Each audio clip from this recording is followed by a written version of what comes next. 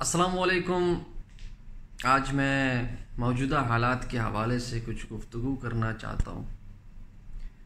آج جو یہ وبا اس ٹائم پوری دنیا میں پھیلی ہوئی ہے، پوری دنیا میں لاک ڈاؤن ہے، ہر بندہ جو ہے وہ اپنے گھر تک محدود رہ چکا ہے۔ اللہ کرے یہ وبا بہت جلدی ختم ہو۔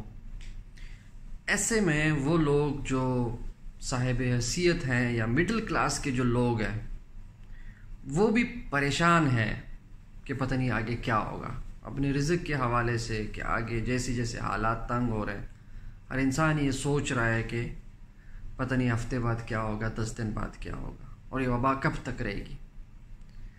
ایسے میں اگر غریب لوگوں کا سوچا جائے جو اپنی 2 وقت کی روٹی جو ہے وہ صبح نکل کے کما کے لاتے ہیں اور اسی کو اس رات کھاتے ہیں یا اس دن کھاتے ہیں، وہ لوگ جو اتنے پچھلے 10-15 دنوں سے 20 دنوں سے 25 دنوں سے افیکٹڈ ہیں، ان کا کیا ہوگا؟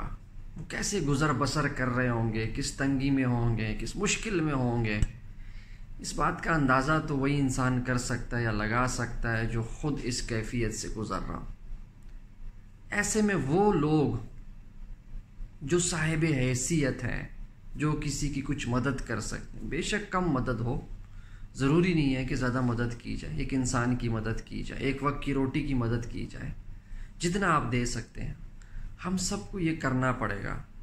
رازق اوپر بیٹھا ہوا ہے، وہ ہمیں رزق دے گا، لیکن آج اس مشکل گھڑی میں آئیں، جو میرے پاس ہے، جو آپ کے پاس ہے، اس کو اپنے غریبوں کے ساتھ مل کر کھاتے ہیں، بانٹتے ہیں، ایک دوسرے کے ساتھ شیئر کرتے ہیں، اپنا وہ نوالا جو ہے وہ اپنے غریبوں کے ساتھ شیئر کرتے ہیں۔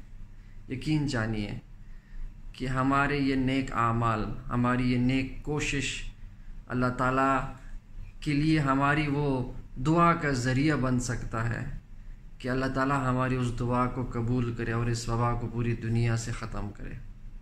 میری آپ سب سے گزارش ہے، جو لوگ صاحب حیثیت ہیں اس وقت بھرپور مدد کریں ان لوگوں کی جو انتہائی تنگی میں وقت گزار رہے ہیں، جن کے لیے 2 وقت کی روٹی کے لیے پیسے ارینج کرنا یا اشیاء خوردنوش ارینج کرنا مشکل ہو چکا ہے، ان کی ضرور مدد کریں۔